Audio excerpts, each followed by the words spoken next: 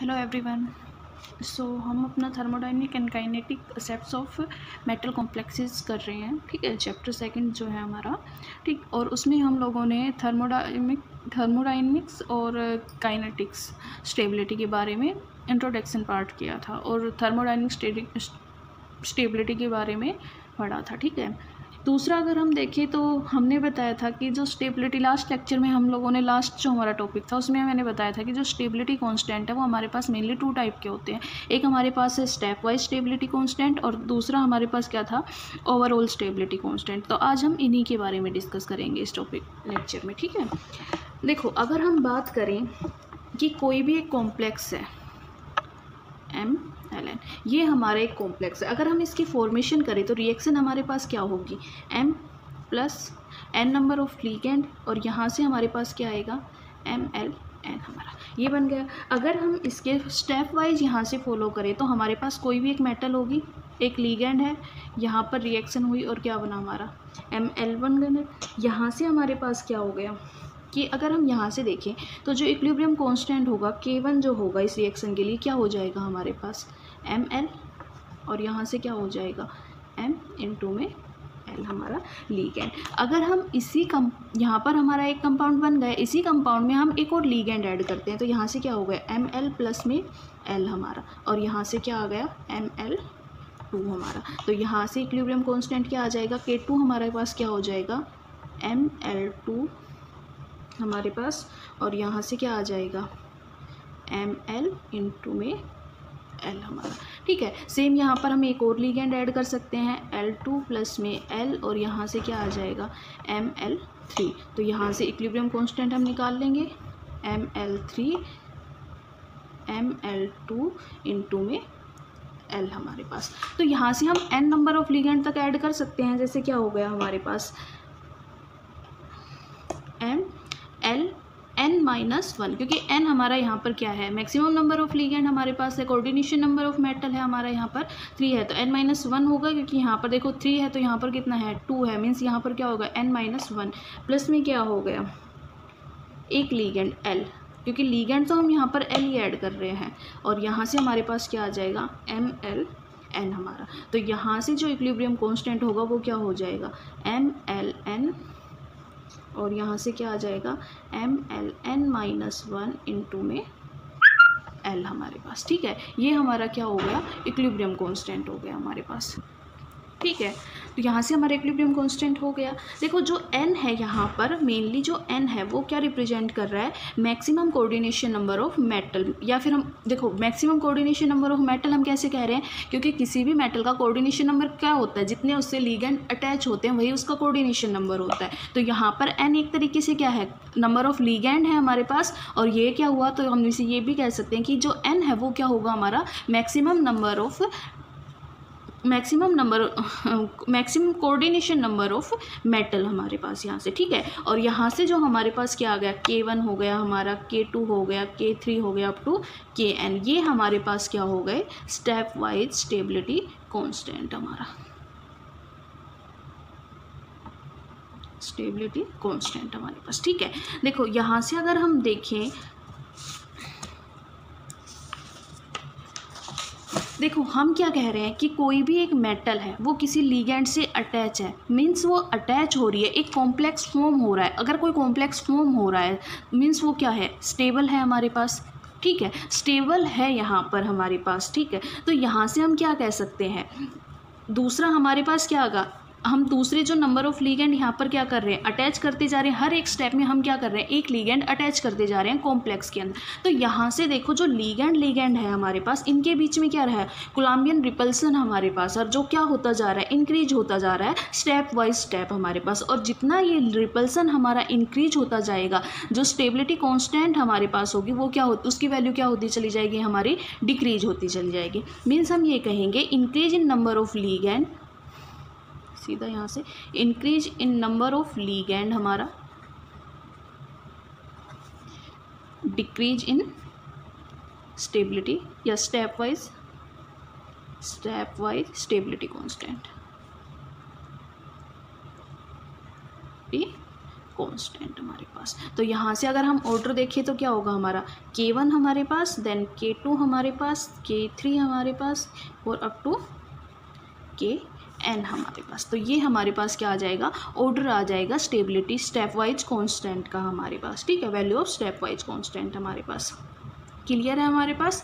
हमेशा ध्यान रखना कि जैसे जैसे हम नंबर ऑफ़ लिगेंड इंक्रीज करते जाएंगे, जो इक्विलिब्रियम कांस्टेंट की जो वैल्यू होगी हमारी, वो क्या होती चली जाएगी, डिक्रीज होती चली जाएगी। और वहीं से हम कह सकते हैं कि स्टेप वाइज कांस्टेंट भी हमारा क्या हो रहा है, एक तरीके से डिक्रीज हो रहा है हमारा यहाँ पर, ठीक है। तो ये तो हमारे पास क्या था, स्टेप वाइज स्टेबिलिटी कांस्टेंट। अब एक हम देखते हैं कि इक्विलिब्रियम जो रिएक्शन है उसको हम एक दूसरे पैटर्न के अंदर भी क्या कर सकते हैं, एक्सप्लेन कर सकते हैं, एक्सप्रेस कर सकते हैं, ठीक है। तो यहाँ से हम कंसिडर करें, सेम है यहाँ पर हमारे पास एन, यहाँ पर क्या हो गया ML N हमारे पास, ठीक है। ये हमारी रिएक्शन है। अगर यहाँ से हम स्टेप फॉलो करते हैं तो अब क्या है हमारे पास, एक मेटल है, हमने एक लिगेंड लिया हमारा, और यहाँ से क्या हो गया हमारे पास ML हमारे पास। यहाँ से हम जो इक्विलिब्रियम कांस्टेंट निकालेंगे वो ओवरऑल स्टेबिलिटी, और ओवरऑल स्टेबिलिटी कांस्टेंट को हम किससे रिप्रेजेंट करते हैं, बीटा से रिप्रेजेंट करते हैं। तो यहाँ से क्या आ गया, बीटा 1 इक्वल टू क्या हो गया हमारा, ML इंटू में क्या हो गया ML। देखो हम है एक तरीके से ये इक्विलिब्रियम कांस्टेंट ही, लेकिन उसको हमने दो पार्टीशन में डिवाइड किया है कि एक को हम स्टेप वाइज कांस्टेंट बोल रहे हैं, दूसरे को हम क्या बोल रहे हैं, ओवरऑल स्टेबिलिटी कांस्टेंट बोल रहे हैं, ठीक है। दूसरा हम क्या करेंगे, यहाँ से M, यहाँ पर हम क्या करेंगे, नंबर ऑफ लीगेंड इंक्रीज कर रहे हैं, 2 लीगेंड यहाँ पर अटैच किए, यहाँ से क्या हो गया ML2। देखो कॉम्प्लेक्स जो हमारा है वो सेम ही बनेगा, लेकिन जो पैटर्न है, जो स्टेप है हमारे, वो क्या हो रहे हैं, यहाँ पर चेंज हो रहे हैं। तो यहाँ से बीटा 2 क्या आ जाएगा हमारे पास, ML2 M, और यहाँ पर क्या आ जाएगा, L का स्क्वायर हमारे पास, ठीक है, क्योंकि ये जो नंबर होते हैं ये स्क्वायर में चला जाएगा हमारा। थर्ड में हम क्या कर सकते हैं, 3 लीगेंड लेके करेंगे, ML3, यहाँ से क्या आ जाएगा, बीटा 3 हमारे पास क्या आ जाएगा, ML3, ये क्या हो जाएगा M, और इनटू में L की पावर 3 हमारे पास, ठीक है। सेम हमारे पास क्या हो जाएगा, N लीगेंड अटैच करेंगे हम, metal plus N number of ligand attach किया, और यहाँ से क्या हो गया MLN हमारे पास। तो बीटा N हमारा क्या हो गया MLN, और यहाँ से क्या आ गया M इंटू में क्या हो गया LN हमारे पास, ठीक है। तो ये हमारे पास हो गया, जो बीटा N है ये हमारा क्या है, nth ओवरऑल स्टेबिलिटी कांस्टेंट हमारे पास, ठीक है। यहाँ से अगर हम देखें तो देखो हम जो K ले रहे हैं और जो बीटा ले रहे हैं, जो स्टेप वाइज कांस्टेंट और ओवरऑल कांस्टेंट है, दोनों के दोनों सेम केमिकल सिस्टम को बना रहे हैं कि हमने एक मेटल लिया है, N लीगेंड लिया है, और हमारे पास क्या बना है MLN। स्टेप वाइज में भी ऐसे ही था, और ओवरऑल में भी जो पूरी रिएक्शन है हमारी वो तो सेम ही है, लेकिन जो स्टेप है हमारे वो क्या हो रहे हैं, यहाँ पर चेंज हो रहे हैं मेनली, ठीक है। तो यहाँ से हम कह सकते हैं कि जो इनका केमिकल सिस्टम है दोनों कांस्टेंट का, वो कैसा है हमारा, सेम है। तो अगर केमिकल सिस्टम सेम हो गया तो दोनों एक दूसरे से क्या करेंगे, रिलेट करेंगे आपस में, ठीक है। और यहाँ से हम इनका एक रिलेशनशिप ड्राइव कर सकते हैं। जैसे हम यहाँ पर क्या लेंगे, बीटा 3 को हमने कुछ भी कंसिडर कर सकते हो, बीटा 4 को भी कर सकते हो, बीटा 2 को भी कर सकते हो। बीटा 3 को अगर हम यहाँ पर कंसिडर करते हैं तो बीटा 3 की वैल्यू क्या थी हमारी, ML3, यहाँ पर क्या थी ML2, नहीं 3 है तो 3 है हमारे पास, 3 लिगेंड है ना हमारे, तो 3 हो गए यहाँ पर, ठीक है। अब हम इसको क्या करेंगे, ML इंटू में ML2, इसी से डिवाइड करेंगे और इसी से क्या करेंगे, मल्टीप्लाई करेंगे हम 2। देखो अब हम इसे क्या कर सकते हैं, अरेंज कर सकते हैं। ML3 यहाँ पर हम क्या लेंगे, एक मेटल, ठीक है, एक लिगेंड हम इसके साथ ले लेंगे, ठीक है। दूसरा हम क्या लेंगे, ML2 हमारा मेटल एक हमारे पास, ठीक है, ये ML है हमारा ML2 के लिए, और यहाँ से हम एक क्या ले लेंगे, लिगेंड ले लेंगे हमारा, सेम क्या हो जाएगा ML हमारे पास, ठीक है।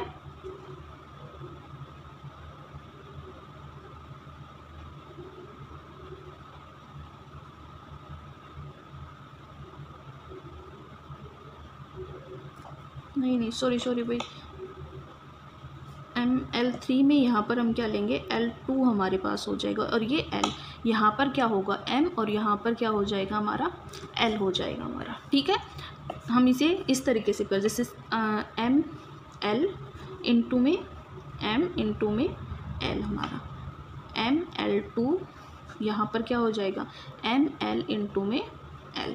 देखो ML यहाँ से अगर हम देखें ML, ML2, ML3 तीनों हमारे पास हैं। यहाँ से L की हमारे पास क्या है, क्यूब है, तो इस L को हम तीनों के साथ डिवाइड कर देंगे। एक इस मेटल के साथ रख लेंगे, एक इसके साथ लेके जाएंगे, और एक इसके साथ लेके जाएंगे। तो हमने वही किया, एक तो यहीं पर रख लिया M इंटू में L हमारे पास, दूसरा ML के साथ हमने क्या रख दिया, L रख दिया, और तीसरा हमारे पास क्या हो जाएगा ML2 हमारे पास है, और इसके साथ हम क्या कर देंगे एक L। यहाँ से अगर हम देखें तो ये क्या है हमारा K1 है, ये हमारा क्या है K2 है, और ये हमारे पास क्या है K3 है हमारे पास। ठीक है, तो इस तरीके से हम n टर्म तक लेंगे तो क्या आ जाएगा Kn आ जाएगा। तो यहाँ से बीटा n इजिकल टू क्या हो गया K1 into K2 into K3 into सोन Kn तक हमारे पास हो गया। तो यहाँ से हम Bn क्या लगा सकते हैं हमारे पास,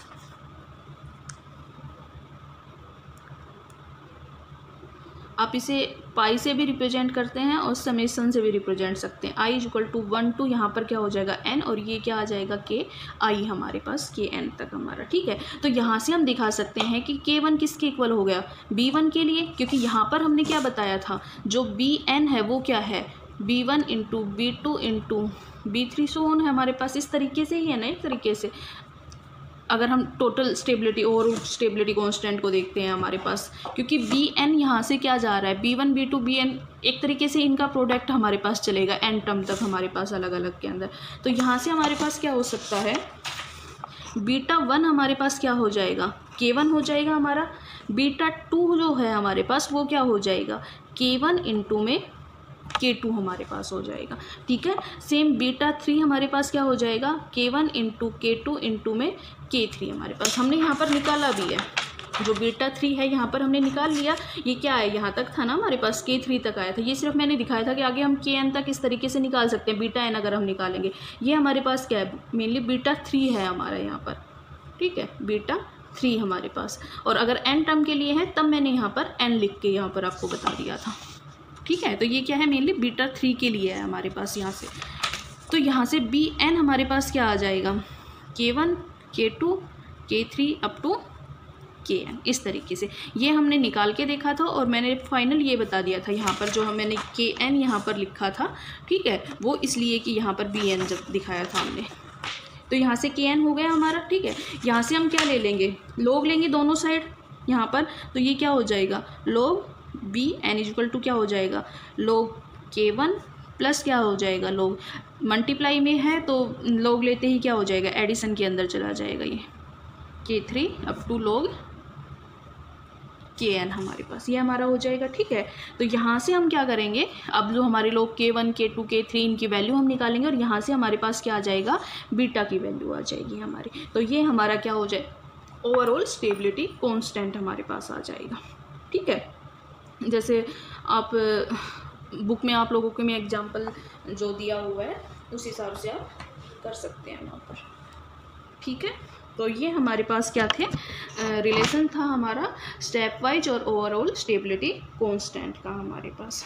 ठीक है, और अगर हम जर्नल में देखें तो आप हमेशा ध्यान रखना कि जो कोई भी स्टेबल कॉम्प्लेक्स है हमारे पास, अगर log b की वैल्यू कितनी है हमारे पास, जो log बीटा है उसकी वैल्यू क्या है हमारे पास मोर देन 8 है हमारे पास। ठीक है, मीन्स log जो बीटा है वो क्या है मोर देन 8 अगर हमारे पास है, तो जो हमारा कॉम्प्लेक्स होगा वो क्या रहेगा हमारा स्टेबल रहेगा हमारा।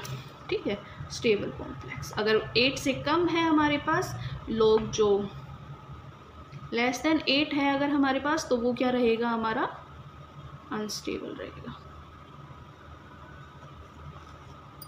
ठीक है, क्लियर है यहाँ से। तो ये हमारे पास हो गया स्टेबिलिटी के लिए, स्टेबिलिटी कांस्टेंट हमारे पास। ठीक है, इस क्लास में इतना ही। जो नेक्स्ट हमारी क्लास होगी उसमें हम काइनेटिक एंड थर्मोडायनेमिक स्टेबिलिटी के फैक्टर्स देखेंगे कि कौन कौन से फैक्टर हैं जो इनको अफेक्ट करते हैं हमारे पास। Okay, thank you.